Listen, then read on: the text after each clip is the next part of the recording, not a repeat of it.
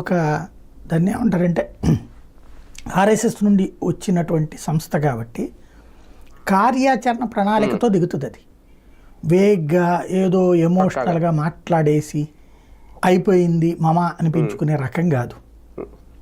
Article 370 అయినా, లేకపోతే అయోధ్య అయినా, లేదంటే కనుక సిఏఏ బిల్ అయినా, ఏదైనా సరే తను చెయ్యాలి అనుకుంటే చేసి తీరుతుంది అంతే.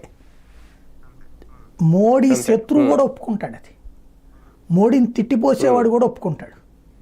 నాకు తెలిసిన కొంతమంది ఉన్నారు మోడీని విపరీతంగా ద్వేషిస్తారు. వాళ్ళు అంటారనమాట, వచ్చేస్తాడండి జమిలి ఎన్నికలు ఆడనుకుంటే చేసేస్తాడండి అంతే ఇక, కాబట్టి వచ్చేస్తాయండి అంటారు వాళ్ళు. అంటే మోడీ అంత ముండోడు అనేటటువంటిది ఒకటి క్లియర్.